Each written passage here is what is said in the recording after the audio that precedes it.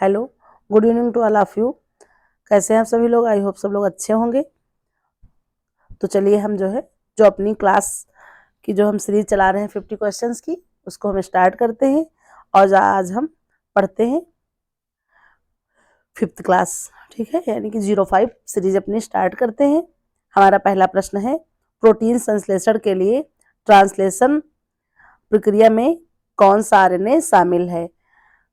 तो देख लेते हैं कि ये प्रोटीन संश्लेषण में आरएनए हमारे बहुत ही ज्यादा सहायक होते हैं। तो इसलिए ऑप्शन हम अपने देख लेते हैं। ऑप्शन ए है mRNA, बी है tRNA, सी ऑप्शन है rRNA, डी है siRNA। तो करेक्ट आंसर इसका क्या हो जाएगा? ऑप्शन बी tRNA, क्योंकि ये क्या करता है, tRNA ये एक ट्रांसफर अमीनो एसिड है। इसमें अमीनो एसिड के मॉलिक्यूल को ये जोड़ता है, राइबोसोम पर सही जगह पर पहुंचाने का कार्य करता है टीआरएनए। तो ये हर टीआरएनए में एक एंटी कोडन होता है जो एमआरएनए के कोडन से मेल खाता है, और इस मेल से प्रोटीन की चैन तैयार होती है। चैन का मतलब कह सकते हैं जैसे पेप्टाइड बांड से जुड़ा होता है, तो बांड अपने चेन टू चेन करके इस तरह से जोड़ते हैं, और इसलिए प्रोटीन संश्लेषण के लिए ट्रांसलेशन प्रक्रिया में बहुत ज्यादा सहायक होते हैं। फिर देखिए नेक्स्ट क्वेश्चन है, ग्रीन हाउस प्रभाव में किस गैस का प्रभाव या योगदान कह सकते हैं अधिक देखने को मिलता है? तो ऑप्शन अपने देख लेते हैं हम। CO2, फिर नेक्स्ट ऑप्शन है CH4, फिर नेक्स्ट है N2O, अगला ऑप्शन है O3। तो करेक्ट आंसर क्या हो जाएगा हमारा? Option A CO2। CO2 का मतलब हम कह सकते हैं कि ये कार्बन डाइऑक्साइड। तो ये क्या होता है, इसमें कार्बन डाई ऑक्साइड होता है, ये क्या करता है, ये ग्रीन हाउस प्रभाव है पृथ्वी की सतह, ये हमारी लेयर है, इस सतह का तापमान को बढ़ाने की प्रक्रिया करता है, क्योंकि ये CO2 तापमान को बहुत ज्यादा बढ़ा रहा है। पृथ्वी की CO2 ग्रीन हाउस गैस में सबसे ज्यादा प्रचुर मात्रा में पाई जाती है, कह सकते हैं सबसे अधिक मात्रा में होती है। यह वातावरण में सूर्य की गर्मी को फंसाने में प्रमुख भूमिका निभाती है, या कहते हैं अट्रैक्ट करती है। फंसाने का मतलब है सूर्य की गर्मी को अपनी ओर और खींचती है। इंडस्ट्रियल एक्टिविटी और फॉसिल फ्यूजल जलाने में CO2 का उत्सर्जन बहुत ज्यादा बढ़ जाता है, जो ग्लोबल वार्मिंग को तेज करता है। इसलिए ये ग्रीन हाउस प्रभाव में सबसे अधिक योगदान करती है। फिर नेक्स्ट क्वेश्चन देख लेते हैं, चयापचय की किस प्रक्रिया में सबसे अधिक ATP का निर्माण होता है? देखिए आंसर में हम एक्सप्लेन कर रहे हैं वो भी आप ध्यान से सुनते चलिएगा, क्योंकि इर्द गिर्द की चीजें बहुत ज्यादा इंपॉर्टेंट होती हैं। तो देखिए चयापचय की किस प्रक्रिया में सबसे अधिक ATP का निर्माण होता है? ऑप्शन हमारे हैं ग्लाइकोसिस, फिर नेक्स्ट है साइट्रिक एसिड साइकिल, फिर है अगला ऑप्शन ऑक्सीडेटिव फॉस्फोरिलेशन, फिर डी ऑप्शन है ग्रीन फॉस्फोरिलेशन। तो करेक्ट आंसर क्या हो जाएगा? Option C oxidative phosphorylation. और जो ऑक्सीडेटिव फॉस्फोरिलेशन है, ये कह सकते हैं सबसे ज्यादा क्या हमारे अंदर उत्पन्न करता है? तो ये ATP सबसे ज्यादा उस तरीके का है, एडिनो ट्राइफॉस्फेट कह सकते हैं, ये पैदा करता है। यह माइटोकॉन्ड्रिया में इलेक्ट्रॉन की ट्रांसपोर्ट चेन होती है, उसमें चेन और केमियो ऑक्सीजन के द्वारा तैयार होता है। यहाँ पर NADH और FADH2 से इलेक्ट्रॉन निकलते रहते हैं, जो ATP सिंथेसिस एंजाइम की मदद से ADP को ATP में बदल देते हैं। तो इस तरह से क्या होता है, इसमें सबसे अधिक ATP का निर्माण होता है। फिर देख लेते हैं हमारा नेक्स्ट क्वेश्चन, अमीनो एसिड का कौन सा प्रकार शरीर में नहीं बनता है? तो अमीनो एसिड हमारे शरीर में ये अमीनो एसिड्स प्रोटीन की सबसे छोटी इकाई कह सकते हैं, सूक्ष्मतम इकाई होती है। और अमीनो एसिड्स शरीर में हमारे 20 पाए जाते हैं, 10 आवश्यक और 10 अनावश्यक अमीनो एसिड्स पाए जाते हैं। और जो आवश्यक अमीनो एसिड्स हैं वो 10 है, जो कि शरीर में नहीं बनते हैं, जिनको हमें बाहर से लेना पड़ता है। और जो 10 अनावश्यक अमीनो एसिड्स हैं वो हमारे शरीर में बनते हैं, इन्हें हमें बाहर से लेने की आवश्यकता नहीं होती है। तो जो 10 अमीनो एसिड आवश्यक है, उनकी एक ट्रिक है हिल पवर्टम, ये आप नोट कर लीजिए। इससे पूरे आपको मिल जाएंगे जितने भी आवश्यक अमीनो एसिड्स हैं। और जो अनावश्यक है उनकी ट्रिक है पास्ता 3G। इस तरह से आप जोड़िए और अपने जो है बिल्कुल जैसे प्रश्न पूछ रहा है तो उस तरह से आंसर कर दीजिए। है प्रश्न क्या, आवश्यक अमीनो एसिड्स का कौन सा प्रकार शरीर में नहीं बनता है? तो आवश्यक, गैर आवश्यक, आंशिक और फिर है हमारा सभी। तो क्या नहीं बनता है? अभी हमने बताया कि जो भी आवश्यक होते हैं वो हमारे शरीर में नहीं बनते हैं, इनको हमें बाहर से लेना पड़ता है। फिर नेक्स्ट है क्वेश्चन, बैसिलस थ्यूरिंजियस का उपयोग कृषि में किसके लिए होता है? ऑप्शन हमारे हैं उर्वरक, बी है कीट नियंत्रण, सी है बीज उपचार, डी है मिट्टी संशोधन। तो करेक्ट आंसर क्या हो जाएगा? ऑप्शन बी, कीट नियंत्रण। ये जो बैसिलस थ्यूरिंजियस का उपयोग है ये कृषि में जो हम कीट नियंत्रण के लिए या दवा के रूप में छिड़काव के लिए करते हैं। जब दवा मतलब खेतों में जैसे कोई चीज होती है, खेत में कोई ऐसी चीज है तो उसमें हम इसका उपयोग कीट की रोकथाम के लिए करते हैं। फिर अगला प्रश्न है, किस प्रक्रिया में प्रकाश ऊर्जा को रासायनिक ऊर्जा में बदला जाता है? कह सकते हैं। तो ये भी देख लेते हैं। इसके ऑप्शन हमारे हैं प्रकाश संश्लेषण, कोशिका श्वसन, ग्लाइकोलिसिस, फिर डी है प्रोटीन निर्माण। तो करेक्ट आंसर क्या हो जाएगा? जो है प्रकाश संश्लेषण, क्योंकि ऊर्जा प्रकाश को रासायनिक ऊर्जा में प्रकाश संश्लेषण की प्रक्रिया में करते हैं और ये जो है सूर्य के प्रकाश में होता है। और यही तभी जो है क्लोरोफिल निर्माण होता है। और क्लोरोफिल का जो है वर्णक, ये जो है वर्णक कह सकते हैं हरे रंग का होता है, इसी के कारण पत्तियों का रंग हरा होता है। फिर देखते हैं नेक्स्ट क्वेश्चन, बीएमआर को प्रभावित करने वाला सबसे प्रमुख कारक कौन सा है? ऑप्शन ए हमारे हैं शारीरिक गतिविधि, बी है आयु, सी है लिंग, डी है वजन। तो करेक्ट आंसर क्या हो जाएगा? ऑप्शन बी, आयु। आयु जो है बीएमआर को हमारे सबसे अधिक प्रभावित करने वाला कारक है। फिर नेक्स्ट क्वेश्चन देख लेते हैं, गर्भावस्था में फोलिक एसिड की कमी से कौन सी समस्या होती है? ऑप्शन ए एनीमिया, बी है न्यूरल ट्यूब दोष, सी है रिकेट्स, डी है घेंघा। तो करेक्ट आंसर क्या है? जो ये फोलिक एसिड की कमी में जो है क्या समस्या जाती है? ऑप्शन बी, न्यूरल ट्यूब दोष। ये जो है समस्या देखने को मिलती है। फिर अगला प्रश्न है, परिवार में संसाधन वितरण का कौन सा मॉडल उपयोगी है? ऑप्शन ए है पूंजी मॉडल, बी है एक मिनट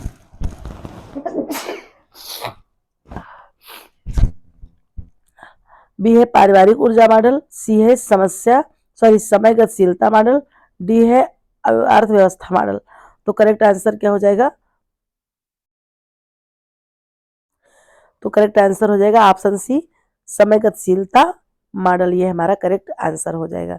फिर देख लेते हैं नेक्स्ट क्वेश्चन, कौन सा आहार घटक रक्त में कोलेस्ट्रॉल को नियंत्रित करता है? तो हमारे जो ब्लड में कोलेस्ट्रॉल को जो है कौन सा नियंत्रण करता है, कंट्रोलिंग पावर किसमें है? तो ऑप्शन हमारे हैं ए फाइबर, बी प्रोटीन, सी वसा, डी कार्बोहाइड्रेट। तो करेक्ट आंसर हमारा हो जाएगा ऑप्शन ए, फाइबर। फाइबर जो है ये कोलेस्ट्रॉल को नियंत्रित करता है। फिर नेक्स्ट क्वेश्चन देख लेते हैं, ऊर्जा मापने के लिए किस इकाई का प्रयोग किया जाता है? तो ऑप्शन हमारे हैं ए कैलोरी, बी जूल, सी वाट, डी न्यूटन। तो हमारा करेक्ट आंसर क्या हो जाएगा? Option A, calorie. इससे हम ऊर्जा मापने की इकाई कह सकते हैं। फिर नेक्स्ट क्वेश्चन है हमारा, डबल एंटीबॉडी थेरेपी का उपयोग किस बीमारी में किया जाता है? ऑप्शन हमारे हैं ए कैंसर, बी मधुमेह, सी किडनी रोग, डी HIV। HIV का मतलब एड्स होता है। और ये अभी हाल ही में आप ध्यान रखिएगा कि ये जो है 1 दिसंबर को ये एड्स दिवस मनाया जाएगा हमारे देश में। एड्स अंतर्राष्ट्रीय जो है, देश नहीं कह सकते, एड्स दिवस मनाया जाता है। तो ये जो डबल एंटीबॉडी थेरेपी है ये हमारा कैंसर की जो है थेरेपी जब करते हैं तब उसमें उपयोग किया जाता है। इसलिए करेक्ट आंसर क्या हो जाएगा? Option A, cancer. फिर देख लेते हैं नेक्स्ट क्वेश्चन, थायराइड ग्रंथि में हार्मोन उत्पादन के लिए किस खनिज की आवश्यकता होती है? ऑप्शन ए है हमारा आयोडीन, बी है लोहा, सी है कैल्शियम, डी है जिंक। तो देखिए थायराइड ग्रंथि में हार्मोन उत्पादन के लिए तो करेक्ट ऑप्शन क्या हो जाएगा? आयोडीन। ठीक है। फिर देख लेते हैं नेक्स्ट क्वेश्चन, भोजन को ठंडा रखने के लिए किस तापमान की सिफारिश की जाती है? ऑप्शन हमारे हैं, ए ऑप्शन है 0 से 2 डिग्री सेल्सियस, बी है 2 से 4 डिग्री सेल्सियस, ऑप्शन सी है 4 से 8 डिग्री सेल्सियस, डी है 8 से 10 डिग्री सेल्सियस। तो करेक्ट आंसर हमारा क्या हो जाएगा? ऑप्शन सी 4 से 8 डिग्री सेल्सियस। फिर देख लेते हैं नेक्स्ट क्वेश्चन, पित्त अम्ल या कह सकते हैं बाइल एसिड का मुख्य कार्य क्या है? तो इसका मुख्य कार्य क्या है? ऑप्शन हमारे हैं प्रोटीन का पाचन, फिर है कार्बोहाइड्रेट का पाचन, फिर है सी ऑप्शन वसा पाचन, डी है विटामिन का पाचन। तो करेक्ट आंसर क्या हो जाएगा? ऑप्शन सी वसा पाचन। ठीक है, ये जो पित्त अम्ल है ये हमारी वसा को पचाने में सहायता करता है। फिर देख लेते हैं नेक्स्ट क्वेश्चन, किस एंजाइम का उपयोग डीएनए की प्रकृति में होता है? ऑप्शन हमारे हैं डीएनए लिगेज, फिर ऑप्शन है बी डीएनए पॉलीमरेज, फिर सी ऑप्शन है राइबोसोम, डी है एमिनो एसिड ट्रांसफरेज। तो करेक्ट आंसर क्या हो जाएगा? Option B DNA polymerase. इससे जो है क्या होता है, जो है इस एंजाइम का उपयोग डीएनए की प्रकृति में प्रतिकृति में होता है। फिर नेक्स्ट क्वेश्चन है, फाइबर का कौन सा प्रकार पाचन प्रक्रिया को धीमा कर देता है? मतलब फाइबर का कौन सा प्रकार पाचन प्रक्रिया को धीमा करता है? तो ऑप्शन हमारे हैं घुलनशील फाइबर, बी है अघुलनशील फाइबर, सी है संशोधित फाइबर, डी है कोई नहीं। तो करेक्ट आंसर क्या हो जाएगा? ऑप्शन ए घुलनशील फाइबर। और ये बहुत ही इंपॉर्टेंट क्वेश्चन है, इसलिए आप इनको ध्यान से पढ़िए और अपनी जो है हमसे जुड़िए और धीरे धीरे अपनी डेली प्रैक्टिस को कंटिन्यू रखिए। इससे आपको ज़रूर से ज़रूर बेनिफिट मिलेगा, ये हम बिल्कुल दावे के साथ कह सकते हैं। इसलिए कृपया धैर्य के साथ जुड़ें और कुछ समय दें हर व्यक्ति को अपनी चीज़ साबित करने का। आप जुड़िए हमारे साथ और प्रश्नों का जो है थोड़ा देखिए, प्रश्नों की मूल देखिए कि कहाँ से प्रश्न बने हैं, कहाँ बिल्कुल पूरा एनालिसिस किया गया कि कहाँ से प्रश्न आ रहे हैं परीक्षा में। उसी अकॉर्डिंग हमने सीरीज़ तैयार की, बिल्कुल नई-नई चीज़ें आपके लिए लेकर आए हैं। जो कुछ पूछे गए प्रश्न हैं और कुछ जो पूछे गए प्रश्न हैं उनके इर्द-गिर्द जो आगे पीछे की जो बातें होती उनसे प्रश्न बनाए गए हैं। इसलिए सीरीज़ आपके लिए बहुत ही इम्पोर्टेंट है। तो चलिए देखते हैं, प्रश्न हमारा अगला है, एनर्जी बैलेंस को मापने के लिए कौन सा फार्मूला उपयोग किया जाता है? तो हमारे ऑप्शन है ए ऊर्जा सेवन माइनस ऊर्जा व्यय, बी ऑप्शन है प्रोटीन सेवन गुणे वसा सेवन, सी ऑप्शन है कार्बोहाइड्रेट भागे ऊर्जा व्यय, फिर डी ऑप्शन है ऊर्जा सेवन गुणे ऊर्जा व्यय। तो करेक्ट आंसर क्या हो जाएगा? ऑप्शन ए ऊर्जा सेवन माइनस ऊर्जा व्यय। यानी कि हम जब भाई एनर्जी बैलेंस को कैसे नापेंगे, जितनी हमने ऊर्जा सेवन की है उसमें से जितनी ऊर्जा व्यय की उसको हम घटा देंगे, तब हमें पता चल जाएगा, ये चीज है। तो correct answer is the option A. फिर देखते हैं next question, graft versus host रोग किस प्रक्रिया का परिणाम है? ऑप्शन देख ले रहे हैं हम अपने, ए है अंग प्रत्यारोपण, बी है कीमोथेरेपी। ये कीमोथेरेपी आप जान रहे हैं ना, ये जो है कैंसर के इलाज में की जाती है। फिर नेक्स्ट है रक्त चढ़ाना, डी है संक्रमण। बाकी अन्य आप जानते ही, अंग प्रत्यारोपण मतलब जैसे कि किडनी हो गया या घुटना या हार्ट, इस तरह की चीजें होती हैं तो वो नहीं रखी जाती है, वो होता है अंग प्रत्यारोपण। रक्त चढ़ाना तो आप जानते ही हैं, संक्रमण जो फैल जाता है एक दूसरे से। और कीमोथेरेपी कैंसर के उपयोग में प्रयोग की जाती है, यह थेरेपी इसका प्रयोग किया जाता है। तो करेक्ट आंसर आपका क्वेश्चन क्या पूछ रहा है, ग्राफ्ट वर्सेस होस्ट रोग किस प्रक्रिया का परिणाम है? तो ये करेक्ट आंसर हो जाएगा ए अंग प्रत्यारोपण। अंग प्रत्यारोपण की जो प्रक्रिया है उसमें ग्राफ्ट वर्सेस होस्ट रोग होने की जो है बहुत ज्यादा चांसेस रहते हैं। फिर देख लेते हैं नेक्स्ट क्वेश्चन, हड्डियों को मजबूत बनाने के लिए किस खनिज की आवश्यकता होती है? हम देखते हैं अपने ऑप्शन, ए है जिंक, बी है पोटेशियम, सी है कैल्शियम और हमारा डी ऑप्शन है सल्फर। तो करेक्ट आंसर क्या हो जाएगा मजबूत बनाने के लिए हड्डियों को? ऑप्शन सी कैल्शियम, ये जो मिनरल्स है सबसे ज्यादा आवश्यक है। फिर देख लेते हैं अगला प्रश्न, एनर्जी डेंसिटी की परिभाषा क्या है? ऑप्शन ए भोजन में ऊर्जा प्रतिग्राम, बी है भोजन में वसा प्रतिशत, सी है ऊर्जा खपत का अनुपात, डी है प्रोटीन से ऊर्जा का हिस्सा। तो correct answer is the option A, भोजन में ऊर्जा प्रतिग्राम। एनर्जी डेंसिटी का मतलब क्या है कि जब हम भोजन कर रहे हैं तो उसमें प्रतिग्राम ऊर्जा किस अकॉर्डिंग है। फिर देख लेते हैं नेक्स्ट क्वेश्चन, नंबर हो जाएगा हमारा आपके क्वेश्चन का 22। हार्बिसाइड का उपयोग किस उद्देश्य से किया जाता है। तो ऑप्शन है ए खरपतवार नियंत्रण, बी है ऑप्शन कीट नियंत्रण, फिर सी है मिट्टी की उर्वरता, डी है पौधों की वृद्धि। तो करेक्ट आंसर क्या हो जाएगा, ऑप्शन ए खरपतवार नियंत्रण, है ना। हार्बिसाइड्स का उपयोग किसके लिए करते हैं, तो हम जो है खरपतवार नियंत्रण के लिए करते हैं। फिर नेक्स्ट क्वेश्चन है, किस प्रकार का भोजन सैचुरेटेड फैट से समृद्ध होता है। तो हमारे ऑप्शन है ए मक्खन, बी मछली, सी सोयाबीन, डी जैतून। ए मक्खन हो जाएगा हमारा करेक्ट आंसर। ये जो है मक्खन क्या है, सैचुरेटेड फैट में आता है, जो कि जो है जम जाता है ना। आप जानते ही हैं हमारे फैट जो है कैसे हैं, दो होते हैं, सैचुरेटेड और अनसैचुरेटेड फैट। फिर देख लेते हैं अगला क्वेश्चन,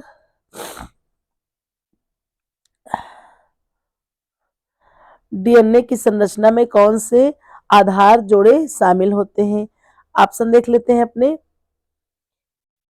ए है एटी और जीसी, फिर बी ऑप्शन है एजी और टीसी। डीएनए की संरचना में कौन से आधार जोड़े शामिल होते हैं। सी ऑप्शन है टीसी और एजी, डी ऑप्शन है जीटी और एसी। तो करेक्ट आंसर क्या हो जाएगा, ऑप्शन ए एटी और जीसी, ये जोड़े आधार में शामिल होते हैं। नेक्स्ट क्वेश्चन हमारा है, बच्चे की आयु के अनुसार पोषण संबंधी आवश्यकता का निर्धारण कौन करता है। ऑप्शन देख लेते हैं हम, A WHO, B UNICEF, C ICMR, D FAO. तो करेक्ट आंसर क्या हो जाएगा, option C ICMR। ICMR full form है आपका,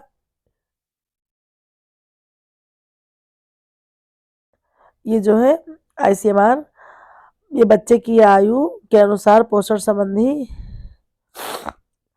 जितनी भी आवश्यकताएं हैं उनका निर्धारण करता है। इसका फुल फॉर्म है इंडियन काउंसिलिंग मेडिकल रिसर्च, और ICAR का हो जाता है Indian counselling agriculture research.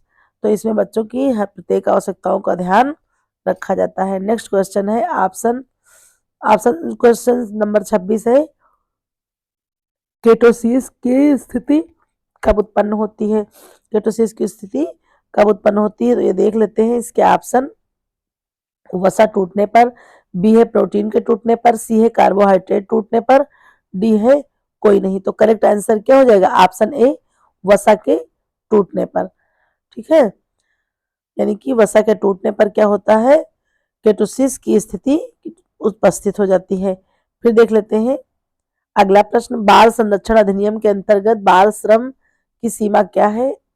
Option A 12 वर्ष, बी है 14 वर्ष, सी है 16 वर्ष, डी है 18 वर्ष।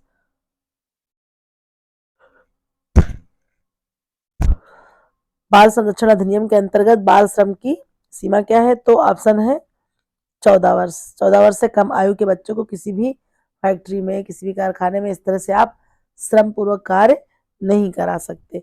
फिर आपका अगला प्रश्न है, रेड ब्लड सेल्स में ऑक्सीजन के परिवहन का मुख्य प्रोटीन कौन सा है।